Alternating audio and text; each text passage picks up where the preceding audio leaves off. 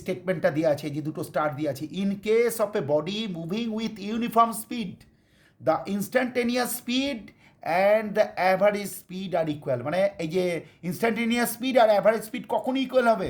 যদি বডিটা ইউনিফর্ম স্পিডে চলে, অর্থাৎ যদি বডিটার স্পিডের ম্যাগনিচিউডের কোনো রকম চেঞ্জ যদি না হয়, তাহলে যেটা ইনস্ট্যান্টেনিয়াস স্পিড সেটাই অ্যাভারেজ স্পিড। এবার পরের অংশ চলে আসছি আমরা, ভেলোসিটি। আমরা এখানে দেখেছিলাম স্পিড মানে ডিস্ট্যান্স বাই টাইম, সেরকম ভেলোসিটি হবে ডিসপ্লেসমেন্ট বাই টাইম। ডিস্ট্যান্সের জায়গায় ডিসপ্লেসমেন্ট বসে যাবে।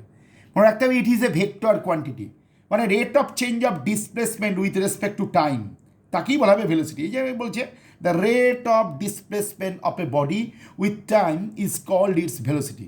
Velocity V is equal to distance by time. It is a vector quantity since displacement is a vector quantity. যেহেতু ডিসপ্লেসমেন্ট একটা ভেক্টর কোয়ান্টিটি, তাই এটাই ভেক্টর কোয়ান্টিটি হবে। এবার অ্যাভারেজ ভেলোসিটি, আমরা যেমন এখানে কি করেছিলাম, অ্যাভারেজ স্পিড করেছিলাম, এখানে কি হলো টোটাল ডিস্ট্যান্স করেছিলাম, তাহলে এখানে টোটাল ডিসপ্লেসমেন্ট করে দেবো, নিচে লিখে দেবো টাইম।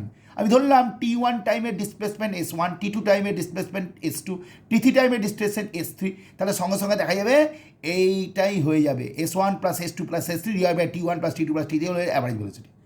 ঠিক এরপরে আমরা পরের স্পটটা আমরা দেখবো ইউনিফর্ম ভেলোসিটি আর নন ইউনিফর্ম ভেলোসিটি। ইউনিফর্ম ভেলোসিটিটা আমি এখানে অত্যন্ত সহজ করে দেখেছি, বইয়ের থেকে আমি একটা সহজ করে তোমাদের লিখে দিয়েছি, একটু ভালো করে লক্ষ্য করো। If the velocity of a particle has a constant magnitude and a constant direction, it is called uniform velocity. If the velocity of a if the velocity of a particle has a constant magnitude and constant direction, অর্থাৎ ম্যাগনিচিউডের কোনো change আসবে না, ডিরেকশনেরও কোনো change আসবে না, তাহলে তাকে আমরা বলবো ইউনিফর্ম ভেলোসিটি। আর কি বলছে, if the velocity of the particle changes with time either in magnitude or in direction, অর্থাৎ যদি দেখা যায় টাইমের সঙ্গে সঙ্গে যদি দেখা যায় ভেলোসিটির ম্যাগনিচিউডেরও চেঞ্জ হচ্ছে, অথবা ডিরেকশানের চেঞ্জ হচ্ছে, অথবা ম্যাগনিচিউড ডিরেকশান দুটোই চেঞ্জ হয়ে যাচ্ছে, তখন তাকে আমরা বলবো নন ইউনিফর্ম ভেলোসিটি। এই দুটো ডেফিনেশান এখান থেকেই করো, বই না দেখলেও চলবে, এইটা এখান থেকেই করে ফেলো, এটা সহজ করে দেওয়া আছে। অর্থাৎ মনে রাখতে হবে ইউনিফর্ম ভেলোসিটি হবে কী হবে, কনস্ট্যান্ট ম্যাগনিচিউড থাকবে আর কনস্ট্যান্ট ডিরেকশান থাকবে, ডিরেকশানে কোনো চেঞ্জ হবে না, ম্যাগনিচিউডের কোনো ম্যাগনিচিউডের চেঞ্জ হবে না, তাহলেই সেটা ইউনিফর্ম ভেলোসিটি। আর যদি দেখা যায় যে ডিরেকশানের চেঞ্জ হচ্ছে, অথবা ম্যাগনিচিউডের চেঞ্জ হচ্ছে, অথবা ম্যাগনিচিউড ডিরেকশান দুটোরই চেঞ্জ হচ্ছে, তাহলেই তাকে আমরা বলবো নন ইউনিফর্ম ভেলোসিটি। তাকে আমরা বলবো নন ইউনিফর্ম ভেলোসিটি। এদের একটা এক্সাম্পল আমরা দেওয়ার চেষ্টা করছি। কি বলছে, এই যে এখানে একটা পার্টিকেলকে আমরা দেখেছি সার্কুলার পাথে যাচ্ছে, সার্কুলার পাথে যখন পার্টিকেলটা যায়, এটা দেখা যাচ্ছে, আমি এমন একটা ব্যবস্থা করেছিলাম যে এই সার্কেল বরাবর এই পার্টিকেলে যখন যাবে ইউনিফর্ম সার্কুলার মোশন, তার মানে এর স্পিডটা যদি আনচেঞ্জ রেখে দেওয়া হলো, কিন্তু ডিরেকশন তো বারবার চেঞ্জ হচ্ছে। যেমন এই পয়েন্টের ডিরেকশন ট্যানজেন্ট ড্র করতে হবে, আমরা মনে রাখবো কার্ভ লাইনে যদি কোনো পার্টিকেল যায়, তাহলে তার ডিরেকশন বোঝানোর জন্য ট্যানজেন্ট ড্র করা হয়। এই যে যেমন ট্যানজেন্ট ড্র করা হচ্ছে, এখানে ট্যানজেন্ট ড্র করা হচ্ছে, তাহলে এখানে ইউনিফর্ম স্পিড আছে বটে, কিন্তু ডিরেকশন বারবার চেঞ্জ হচ্ছে, তার জন্য এটাকে আমরা বলবো নন ইউনিফর্ম ভেলোসিটি। যদি একটা গাড়ি, এই যে আমরা ট্র্যাকটা দেখিয়েছি, এই ট্র্যাকটা কীরকম curve, motion of a car along curve path, এই যে কার্ভ পাথে যাচ্ছে, এ পয়েন্টের ডিরেকশান গাড়িটা যাচ্ছে, তার ডিরেকশান, বি পয়েন্টের ডিরেকশান, সি পয়েন্টের ডিরেকশান আমরা দেখতে পাচ্ছি বারবার চেঞ্জ হচ্ছে, তাহলে এটাও কিন্তু কি হয়ে যাবে, এইটাও হয়ে যাবে নন ইউনিফর্ম ভেলোসিটির example. A car moving with constant speed along a curve path has a non uniform velocity due to its continuous change in direction. এই যে বারবার চেঞ্জ হচ্ছে, আমরা যেমন 3টে পয়েন্ট দেখেছি সেরকম। এ ইউনিফর্ম সার্কুলার মোশন, এইরকম স্টেটমেন্ট দিয়ে কোশ্চেনটা দিবে, যা এ uniform circular motion is an example of A motion with uniform speed but non uniform velocity. এরকম যদি একটা কোশ্চেন দেয় যে এমন একটা এক্সাম্পল দাও যেখানে ইউনিফর্ম স্পিড আছে কিন্তু নন ইউনিফর্ম ভেলোসিটি আছে, তখন আমরা বলবো uniform circular motion. Uniform circular মোশনের স্পিডটা আনচেঞ্জ থাকে, কিন্তু ডিরেকশান প্রতিটা ইনস্ট্যান্টে চেঞ্জ হয়ে যায়। আমরা মাত্র 4টে ডিরেকশান এখানে দেখিয়েছি।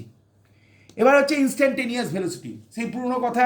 আমরা অ্যাকচুয়ালি উঁচু ক্লাসে উঠে ইনস্ট্যান্টেনিয়াস ভেলোসিটি বের করার জন্য, ইনস্ট্যান্টেনিয়াস স্পিড বার করার জন্য আমরা ম্যাথামেটিক্সের একটা টুল ইউজ করব, যাকে বলা হয় ক্যালকুলাস। ক্লাস 9-এ ক্যালকুলাস ইউজ করা যাবে না, খালি মনে রাখতে হবে ইনস্ট্যান্টেনিয়াস ভেলোসিটিটা কেমন। ওই একই কথা বলা হচ্ছে, দেখো ভালো করে লক্ষ্য রাখো, velocity of a particle at any moment is called its instantaneous velocity. মানে কোনো একটা মোমেন্টের যদি ভেলোসিটি বের করতে হয়, তাহলে সেটা হবে ইনস্ট্যান্টেনিয়াস ভেলোসিটি। এখানে আমরা একটা কোশ্চেন হাইলাইট করেছি, when the instantaneous velocity same as the average velocity, এরকমই একটা আমরা করেছিলাম স্পিডের ক্ষেত্রে। সেখানে যে কথাটা বলেছিলাম ইউনিফর্ম স্পিড, এখানেও অ্যান্সারটা তাই হবে। কি বলছে?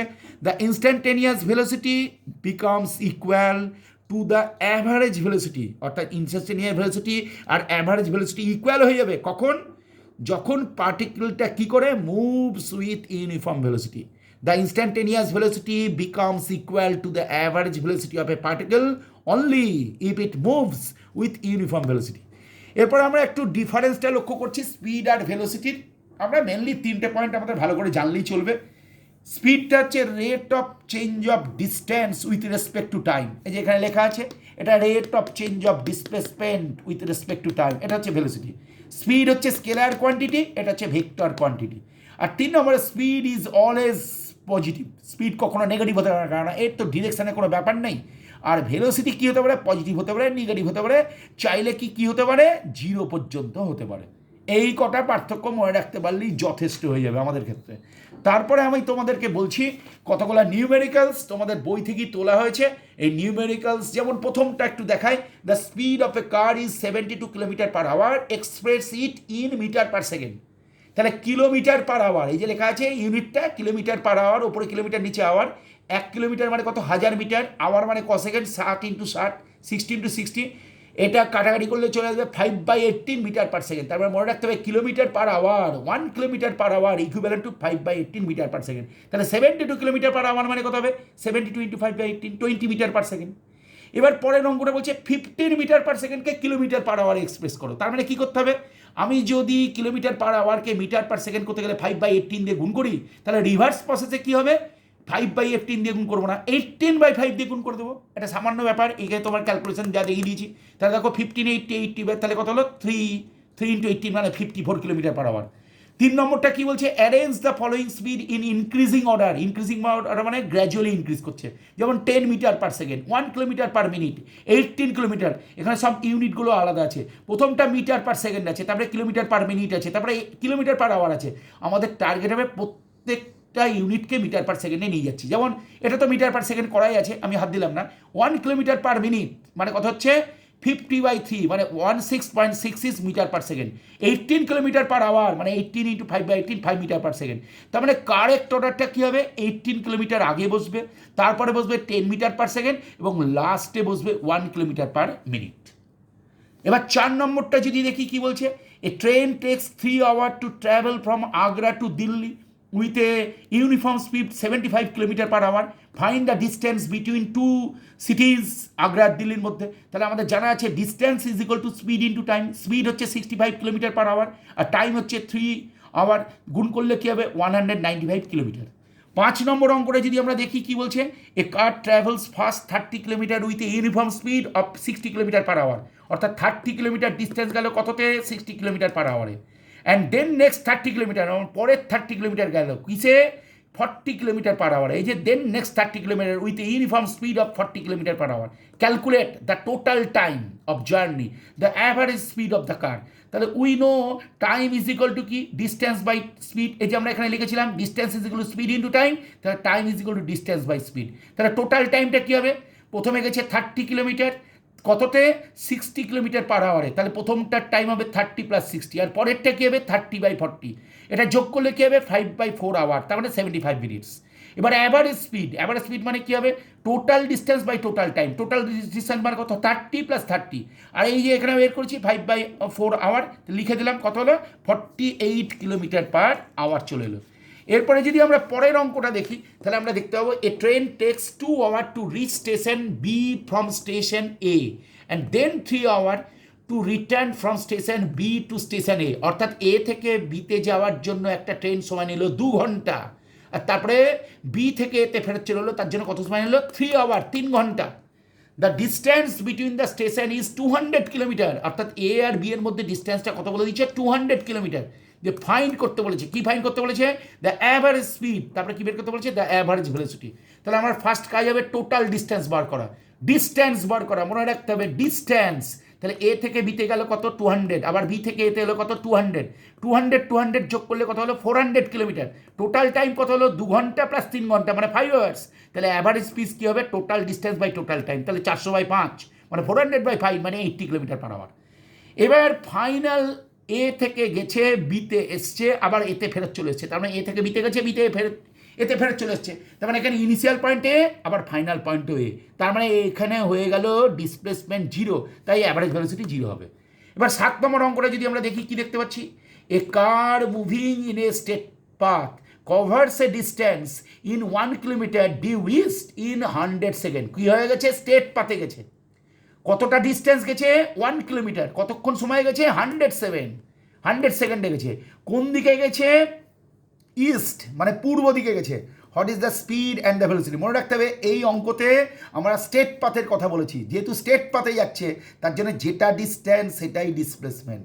Since the car moves in a straight path therefore distance is equal to displacement, তাহলে distance is equal to displacement is equal to 1 kilometre মানে 1000 মিটার। তাহলে স্পিড কী হবে ডিস্টেন্সকে টাইম দিয়ে ভাগ করতে হবে, 1000 metre per 100 second 10 metre per second. আর এইটাই ভেলোসিটি হবে, কিন্তু পাশে উল্লেখ করতে হবে, কি লিখতে হবে ডিউ ইস্ট। এই ডিউ ইস্ট শব্দটা না লিখলে ভেলোসিটির জন্য নম্বর দেবে না, যদিও স্পিড আর ভেলোসিটির magnitude 10 metre per second 10 metre per second, কিন্তু ডিরেকশন না বলে ভেলোসিটি বোঝাবে না।